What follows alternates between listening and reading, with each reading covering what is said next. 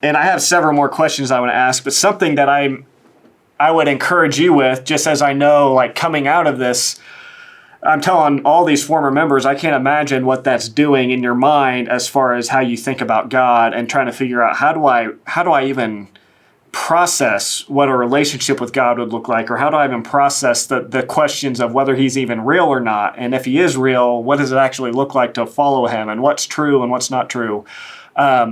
Something I would just encourage you with is that I agree. I don't think it's by accident at all that you came here, and I think you're a smart guy, and so I think you're aware that there is a God.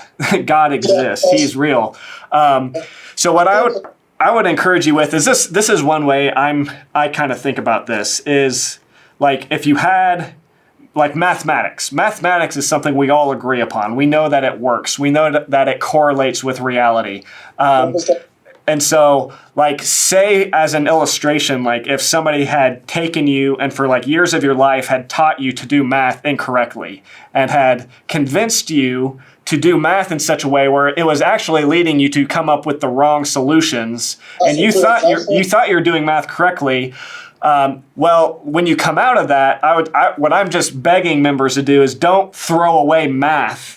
Throw away that teacher, throw away all the wrong teachings, but don't throw away the Bible, don't throw away God, because just the simple fact that these guys came and taught you math incorrectly doesn't mean that mathematics itself is not a reality and isn't real and doesn't actually work in real life when explained and understood correctly. And so this group, the World Mission Society, has taken a reality, which is the Bible and the truth of God and Jesus, and they've completely twisted it and distorted it.